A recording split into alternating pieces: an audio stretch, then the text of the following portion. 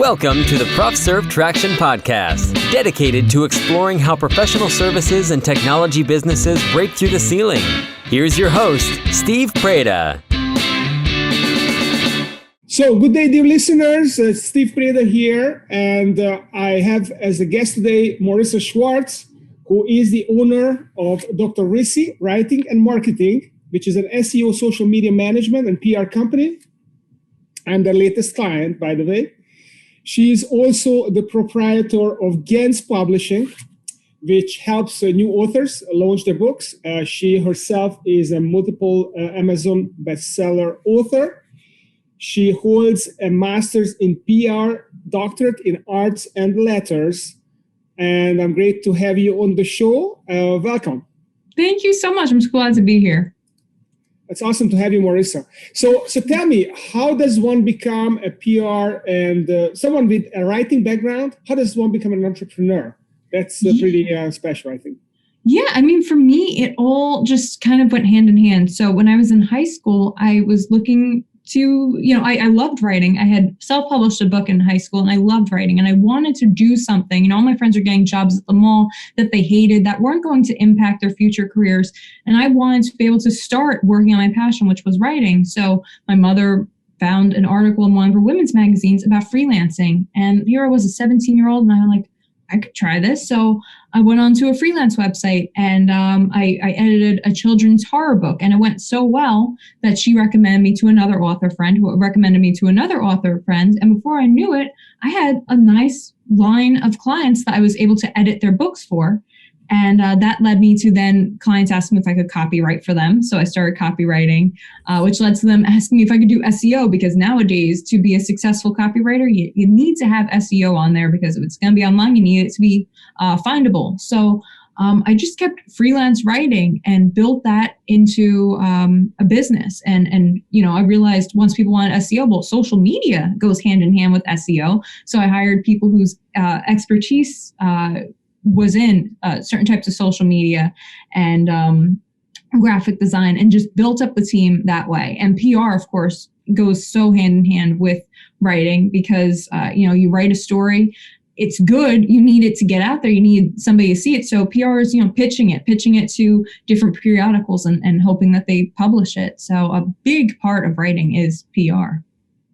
Yeah, and this is such a big topic, because I know many of my clients, I personally, that's why I hired your firm, because, we as entrepreneurs, we struggle with how do we get the word out? We know that we have a voice, but how do we do that and do our, building our business and serving our clients at the same time? And I've been for a long time, very reticent about how am I going to allow other people to speak in my name, and how does that even work? So can you just give me a little bit of the psychology of this thing and the philosophy of Dr. Rissy? How do you get someone's, how do you amplify someone's persona through writing and through social media and PR? Yeah, there are a number of things. The first is research, though. Almost everybody on my team has an advanced degree. Everybody on my team has an advanced degree. The question is how advanced? I mean, a lot of us have masters, things like that. So through that experience, we learned how to do research very well. I mean, when you're going for your master's and when I was going for my doctorate, 90% of our work was just doing research and looking online. So by being able to do that, we can adapt very well to learning about somebody's topics, becoming a subject matter expert for them, and writing about it in their tone. But we also make sure that we have an onboarding process where we do ask them certain questions, like about their tone. So I have some clients where they want to only remain professional, no jokes, just complete suit and tie kind of writing, whereas others are like, yeah, let's have a personality, let's be humorous. So we like to find out what the client, what kind of tone they want to have through our writing and our outreach. So we make sure that we do that. We also have in the past for certain clients done interviews with other subject matter experts in the field. So we wrote a lot of white papers and ebooks for HP, and we must have interviewed 6 different HP employees just trying to understand the technicalities of the IoT that we were writing about. Whereas, research alone wasn't enough. We need to actually talk to those engineers and learn, okay, this is how it works. So sometimes it's interviewing. Most of the time, it's just a lot of research. And then there's a little bit of give and take where then once we write, we send it to the client and we say, okay, we try our best. We do our research. We wrote these. What do you think? And if it's in the client's voice and they're like, oh my gosh, this is amazing, it's approved. But if they say, you know what, in my industry, we wouldn't call it a bolt, we would call it a screw, like little things like that. Sometimes they'll correct. And then we know for the next time, okay, that's how we're going to do it. And, we have clients that have been with us for 4 years. We don't even have to show them the post anymore. But usually beginning clients, just to get their tone, there's a little bit of give and take. Yeah, that's fascinating. The way you explain this, it reminds me one of my clients who is a government a company that helps government contractors get more business. Ooh. So I essentially write proposals for them and the pitches and help them win business. And one of their core values, they have 5 core values, and one of the core values is engages with content. So they are looking for people to hire who has this desire, maybe it's curiosity, or we call it the high fact finder people who have to get all the details in the background of things. They want people who immerse themselves in the raw material of that particular business to really understand their content, to engage with it, and then they can write these superb proposals that will win very competitive bids. Yeah, that's great. That is awesome. So how does one become a great writer? How do these people train to be able to do that, to be able to do the research and kind of get into the skin of other people and speak with their voice? What's the process there? Yeah, everybody has their own process, their own way of doing it. For me, and the advice that one of my favorite professors ever, it was actually my first week of grad school. And he was this very mild-mannered, quiet professor, but he said, somebody said, well, how do I get over writer's block? And he had this attitude, he's like, who do you think you are? Get over yourself to get over writer's block, that what you write is never going to be perfect, but just get it down on paper and then you can edit and improve it. And that stuck with me. And that's kind of what I've told every writer I know, just write it. And then you can edit it over and over. Something else, my personal thing, and not every writer is like this, but I love voice recording myself. So if I have an idea or if I'm working on something, I will voice record it and then I will sit at my computer, play it and type it. And while I'm doing that, I'm self-editing because then I'm eliminating a step of the editing process.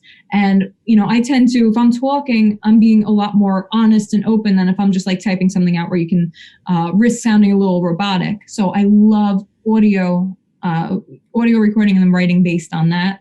But the research is super important and knowing where to research, where to look. Google is great, but there are other platforms, that you can find mainly through your local library, or if you are somebody who has access to university databases, there are a lot of wonderful tools where you can find just lots of articles that aren't indexed on Google, things in like older periodicals, older research, things like that. Of course, Google is a fine resource for something simple, but I've used EBSCOhost for years if I'm working on, like that HP IoT article, you use that and find all this scientific, you go into EBSCOhost science, boom, there it is. So all those are really helpful. Outlining also. I'm a voice recorder, but I know people who they'll just write an entire outline and then basically just fill in the blanks for themselves. That's another great way to do it. Mm-hmm. Yeah, that's awesome. What I find very useful when I want to write something is the mind mapping technique. So you just sit with a piece of paper, and sometimes I get the inspiration in the evening when I'm very tired. Maybe I have a beer and I can loosen up, and then I just start mind mapping. And I can have a whole idea or a chapter of book mapped out, and I just have to follow, number the sequence of the ideas, and I just go through, and then it's my process. I can then write my stuff. The other thing I wanted to mention, you mentioned the writer's block. A lot of people talk about writer's block, and one of my favorite songs is from Van Morrison, the songwriter. I don't know if you know that song. I know. Yeah. I am the songwriter, and I can do it whenever I need to, even if I'm hurting. I can do it. And the checks comes in the mail. And I love that song because it really talks to the professionalism. And if you are a professional, you just do it. That's pretty cool. So going back to your business and how you build that up, I mean, you've got a lot of people now, right? Your website, I mean, I saw like 15 or 20 people, and you got more actually on LinkedIn. So how did you build your business? Did you have some kind of a framework in mind? Did you use some ideas and processes to build it up? Yeah. So I had this client that I worked with for 4.5 years, and he taught me something that has really stuck with me. And it's that whenever you hire for a position, you should always hire 3 people, for a trial. You give them a paid trial job. And of those 3, one is always going to be mediocre, one's going to be okay, and one is going to be really good. So you keep the one who's really good. You have the one who's okay on standby should you ever need like an extra set of hands. And then you say thank you very much to the mediocre one. And that has really helped me. Wow. in growing my business, being able to do that and give like paid trial work, because there are a lot of people also, and I've had people come to me, we literally just had this yesterday, where they ask us, oh, can you do this example work for me? And, in return, maybe you'll get my business. No, we don't do that. That's not, but I always make sure I pay them to incentivize them, make sure that, it's fair. And yeah, you can really evaluate the work well by doing that. So that's one practice I found really to work. Also getting people who are referred, or, I've tried hiring people off of places like, Indeed and stuff like that. And I've found some really great applicants. But when somebody is referred, then they are trying to live up to the person who referred them's expectations. So, it's not just them that they're trying to make proud. They also don't want to make that person or hurt the relationship with that person. So people who are referred have done really well. And then third, I've hired a lot of people that I was a fan of previously. So I've hired several people where, I'm an avid reader myself. So there are a lot of writers that I followed for years. And I've had the pleasure of being able to hire some of them, being a fan. Like there's one person, I was a fan. I would write fan letters to him in high school. Like, oh my gosh, I loved your article so much. Just as a fan, I was following him on social media. He started writing for us. So that's like the neatest thing in the world, where you can get somebody who you legitimately know their work. Then you don't have to do the testing. Then you just know, okay, they're awesome. I'm gonna work with them. And then a few people on the team are just folks I've known my whole life, who I would trust with anything, who got into the same industry as me. I went to school with some of them, and just having that trust is super important too. So how much do you feel the personality of the leader is important? To what degree is it important to building a great company? I think it's very important. So that client I was talking about before, who would hire the 3 people, he was a very tough leader. And I think you could probably tell by the way he would hire the 3 people and kind of test them against each other. He was the type where he almost worked on a fear basis. So you were always fearful that you were going to upset him. So you didn't want to upset him. So you would try to do your work really well. But motivating based on fear doesn't have a long-term, it doesn't work in the long term. I saw more people quit his team than any other client. And it was because they weren't happy. And once they realized that they weren't happy, and if they would get another opportunity somewhere else, they would leave. Whereas with my team, I try to be as fair as possible, as accommodating as possible. I am stern, and I am from Jersey, where we're very fast paced. So deadlines are very important to me.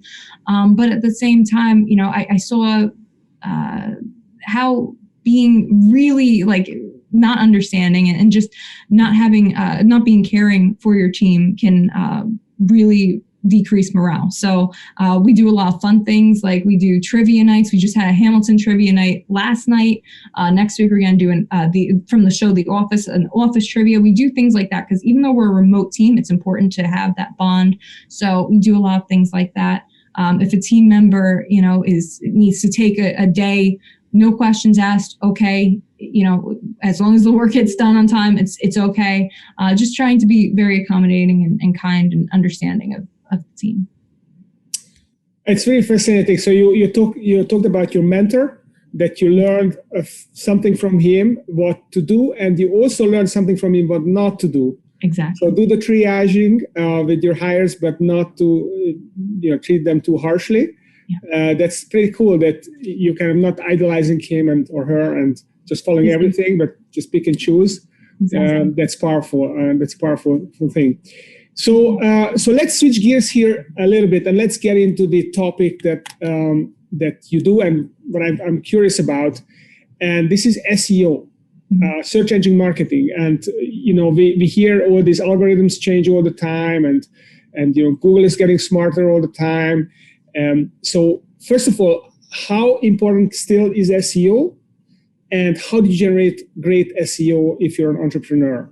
Yeah, SEO is critical. But the good news is so many things that we do on a daily basis can contribute to our SEO. So when you post on social media, it's helping your SEO. If you have a podcast opportunity like this, it's great for SEO. People can search my name, they can search your name, boom, they find us. So those are good for SEO. But it's really crucial. And what I usually do is I like to give the example that we all do. Let's say you're hungry, you want a pizza. What do? You go to Google and you type in pizza or pizza near me. And you have maybe 5 pizzerias that come up. And then, there are like thousands of pages showing pizzerias, but you pretty much just look at the first 5 that come up, because who has time to look through thousands of pizzerias? You just look at the first 5. But what made those 5 pizzerias come up first when you type in pizza near me? It's not because their pizza is necessarily the best, it's because they have the best SEO. So what we do for our clients is work to make sure that they are those top 5 pizzerias or the top 5 authors that come up when somebody searches for the keyword that they want to reach. And there are a lot of ways to do that. The first step is definitely optimizing their website, making sure that we have I like to put competitive keywords in, but keywords that aren't so competitive that nobody's searching for them, but keywords that are long tail enough that there isn't too much competition, So, for example, we have a client who sells insurance. So they're up against Farmers and Geico and all these huge companies where we see their commercials on TV every day. It's very difficult to compete against them. So we came up with the idea of using a long tail keyword of contractors liability insurance. And now when you type in contractors liability insurance, his company lands on page 1 on top of Geico, actually, because Geico isn't thinking about a keyword like liability insurance. They're just thinking of a word like insurance. Right. So it's definitely, there's a lot of strategy involved when you're thinking about the keywords that you're going to use, and then the placement. So you have to do on the website in the text, you have to do on the back end of the website, and then you have to do offsite SEO, which is where posting on other websites comes in, or doing podcasts, or being featured on a high domain authority website. And actually, the one thing to be careful of, though, when you're posting on other websites is you need it to be high domain authority, meaning that every website is ranked 1 to 100. 100 means that they have great domain authority. 0 means, oh my gosh, they're spam. So if you get ranked on a website with a lower domain authority than yours, it's not going to do anything for you. So for example, I have a website that has a domain authority of a 44. So every website that I get posted on, I want to make sure it has over a 44, and that's going to help my website to get up to like a 50. Wow.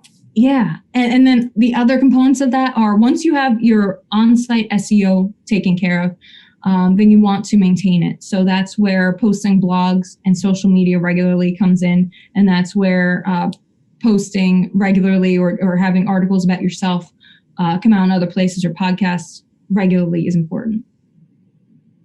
That's fascinating. So you mentioned that podcasts can help your SEO, blogs, guest postings can help your SEO. What else can help your SEO? Those are the main thing. I mean, really, it's a few different categories. So that's why I like to categorize into our main areas where we do PR. So the PR is your podcast, your websites, and the higher domain authority of the website, the better. So, we've gotten a lot of clients featured on Forbes. That's amazing for their SEO. The social media. When you type in a company, one of the first things that comes up is Twitter. you want to update that regularly. You want to update your social media regularly. It just shows Google you're active.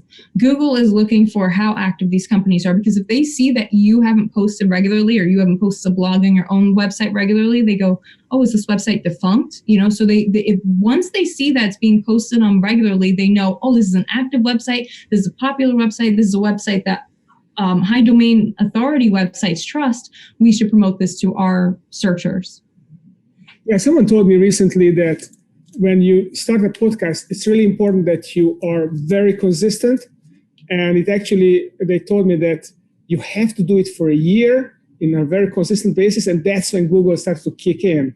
Is this really true that it takes a year? No, a lot of people say, so that's the same people who say, oh, you need to invest at least $5,000 in ads to see any revenue.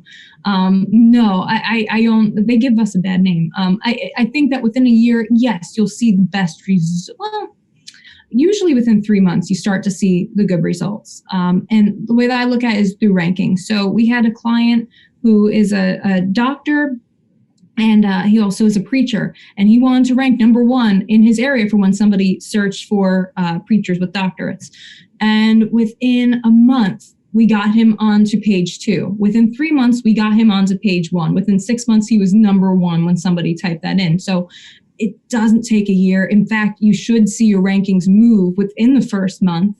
But you can understand why somebody would say, oh yeah, we need a year, because then the pressure's off of them. Then, they could kind of take their time and keep charging their client month after month for that. Whereas, with my company, we like to be very honest and be like, yeah, you'll see some progress after a month.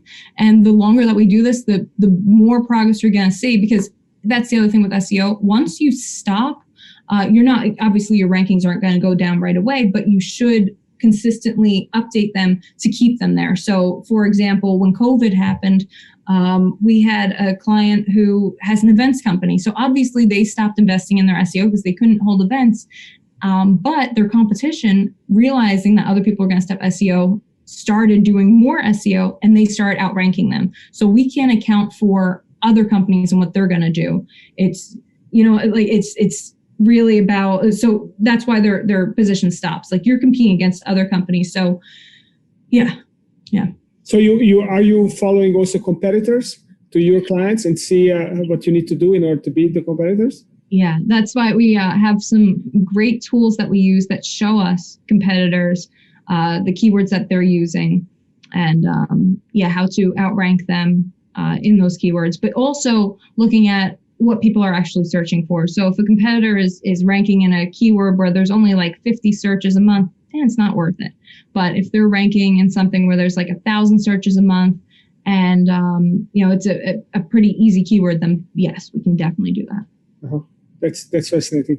So what about social media? I mean, that's another confusing subject to me, at least. Maybe other people nail it, but I just don't know. I hear that you have to be really social. So it's basically networking online is what social media is.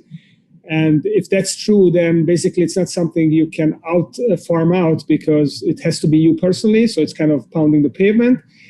So help me out. How does it work, and how can a firm like you help someone out to not have to be there and still have a good social media? Yeah, so there are a lot of different components to social media.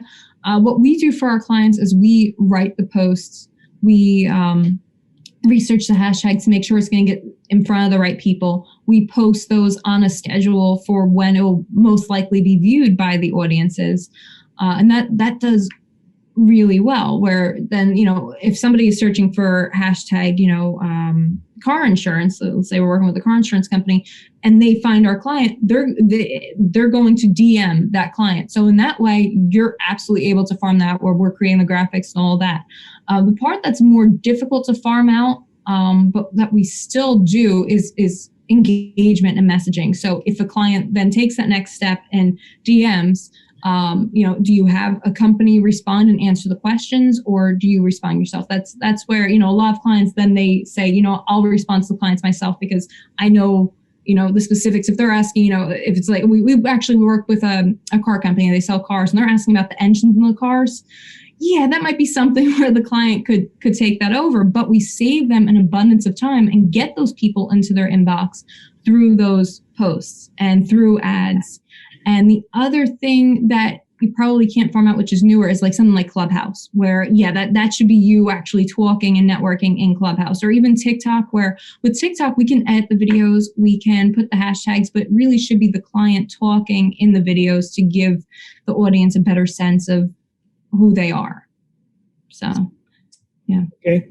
So you can basically farm out about 60% of it roughly. And I would say 90%. It's 90%. About 90%. It really comes down to, it's almost like in the olden days, like if you hired a company to send out mailers, they're sending out the mailers, but then if somebody's interested in those mailers, who are they going to contact? They're going to contact you for the company. So this is a little bit like that, but even more so, we're still, so this is as if you sent out those mailers and then the person sending out the mailers was able to respond a little bit to the client. So let's say the client says something like, man, I love these mailers. I love what you guys are doing. This is great. The company can totally say, oh, you're so welcome. Please check out our website if you have any more questions. So it's most of it. It's just like the more technical aspects where the clients will step in and actually take a phone call or that final discovery call before booking the client. How about this idea of documenting the journey? I hear people say you have to document your journey, you have to be there and show that you're here, you're there, this is what you're doing with your clients. Can you talk to this idea a little bit? Yeah, that is important to show real life success stories and case studies.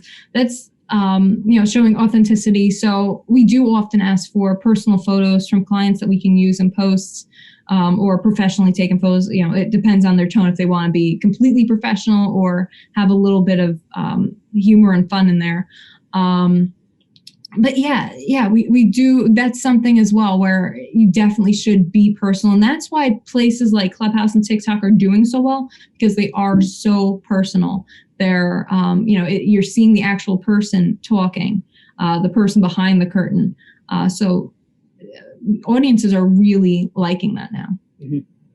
So what are the best channels for professional service firms? What would you recommend them use? Which kind of social media?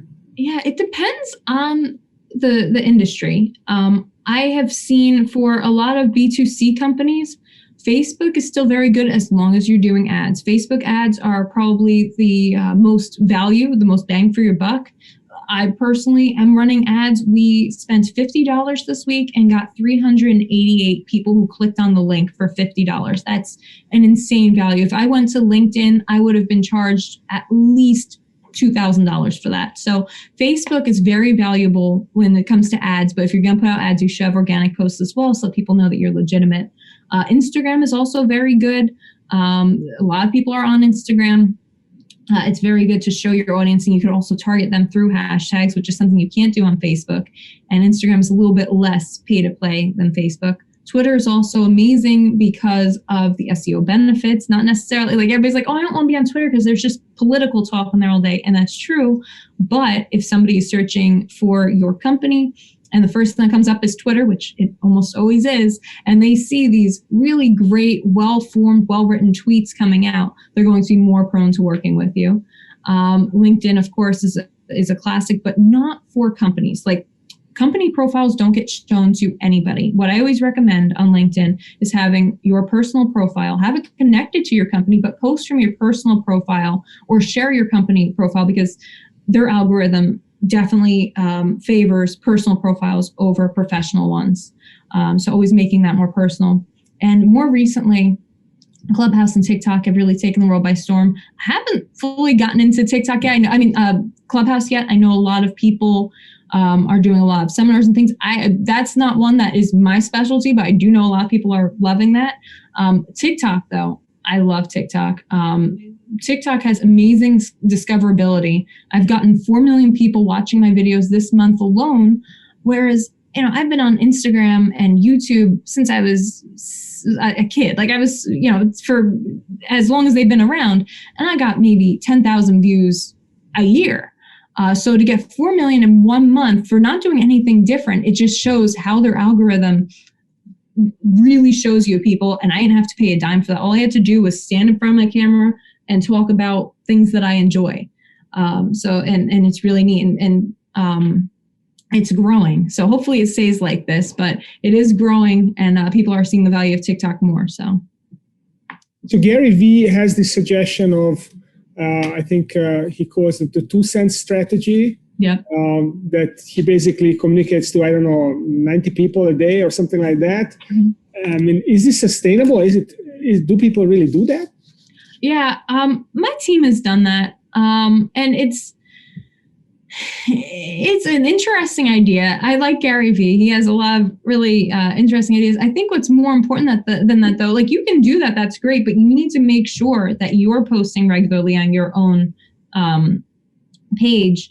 Because, if you reach out to somebody and your page is blank or doesn't look good, they're not going to be interested in working with you. So it's important to make sure that your organic social media looks good and is being updated regularly before you go and start reaching out to potential leads.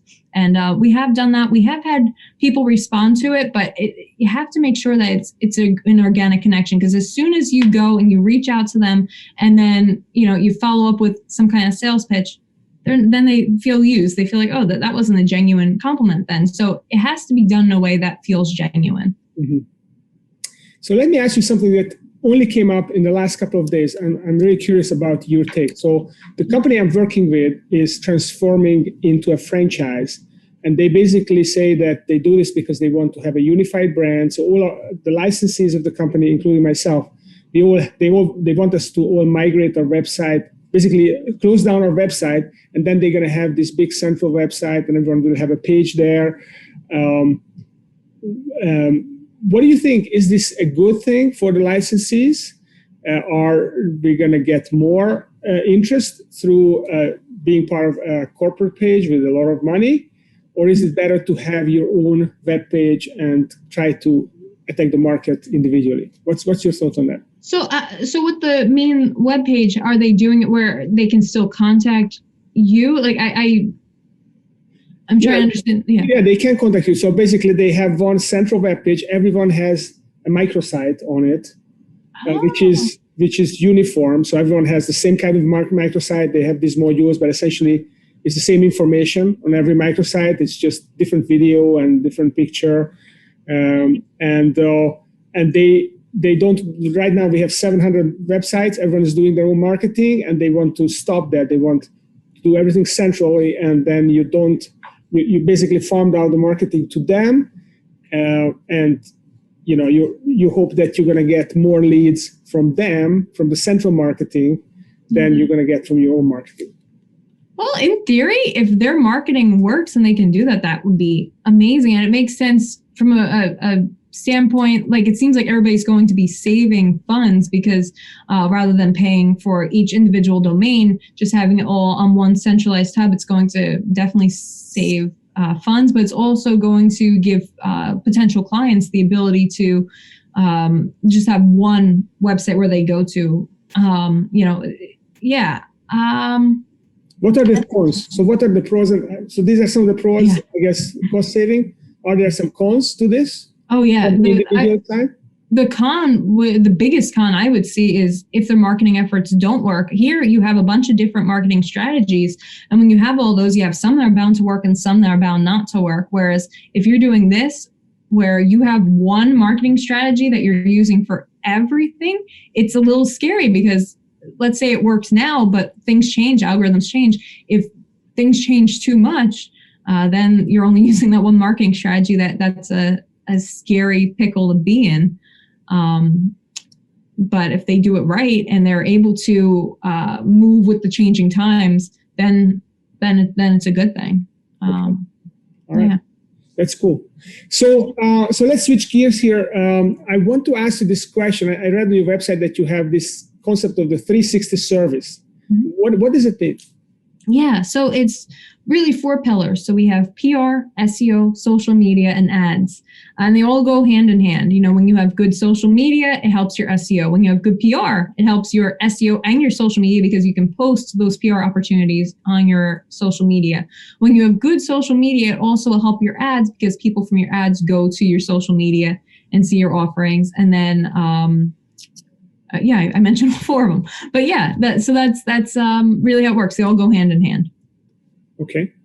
And what do you recommend? So the business owner, let's say a business owner wants to really supercharge their marketing and PR, and they outsource to you their social media, their SEO, their PR.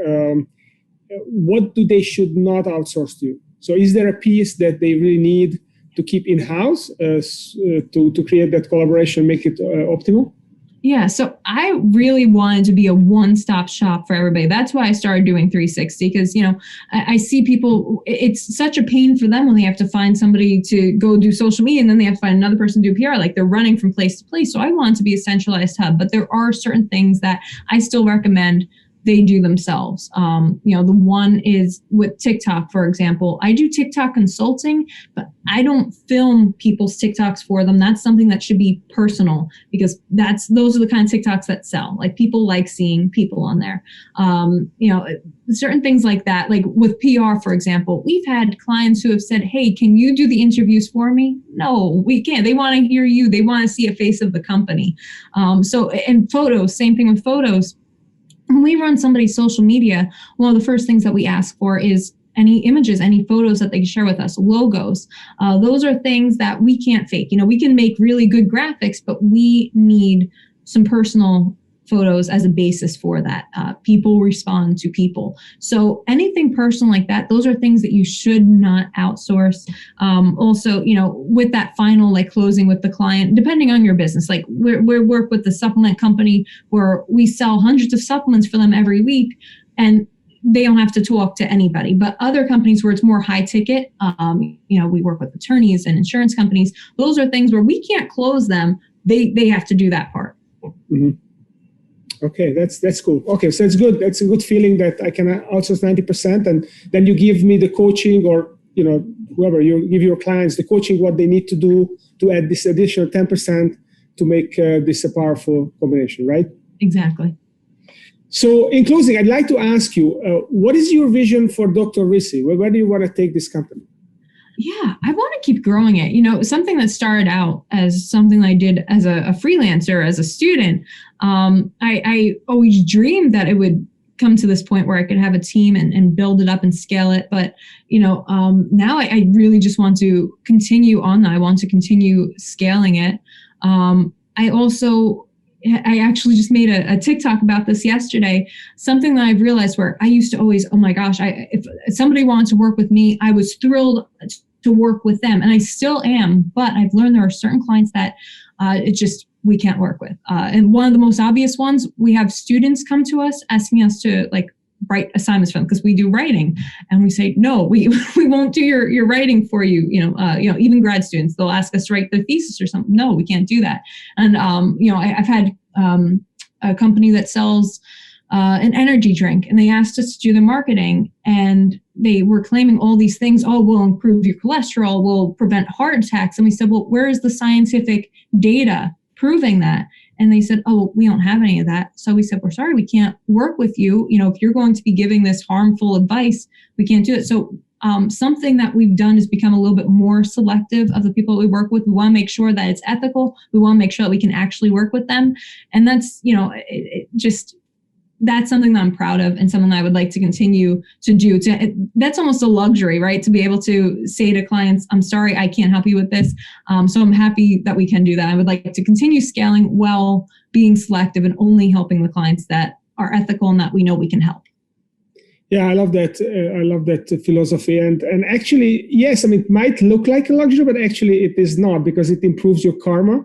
So when you know, and when your team knows that you're really standing for something authentic and something positive, that's going to be an energy that's going to project out from the company, and your prospects going to feel it. And maybe that's why I wanted to work with you guys as well. So you never know. Whether it's a luxury or a necessity, actually.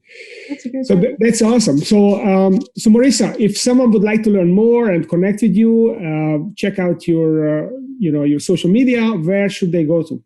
Yeah, so we have drrissyswriting.com. I also am on social media everywhere. I have accounts for Dr. Rissy, so you could find Dr. Rissy's Writing and Marketing as a handle, or my name, Morissa Schwartz, pretty much everywhere. And I'm the only person with the name Morissa Schwartz, so you find me right away. That's fantastic. Okay, well, listeners, do check her out. It's worth it. Morissa does really good stuff. And I'm going to continue checking her out in the next, at least the next 6 months, when she will be helping me launching my book that I'll tell you about a little bit later. So Morissa, thanks for coming on the show. Really enjoyed it. And our listeners, please stay tuned. There's going to be another recording next week. This was the ProfServ Traction Podcast with Steve Preda. To learn how your professional services or technology business could break through the ceiling with EOS, visit tractionequity.com.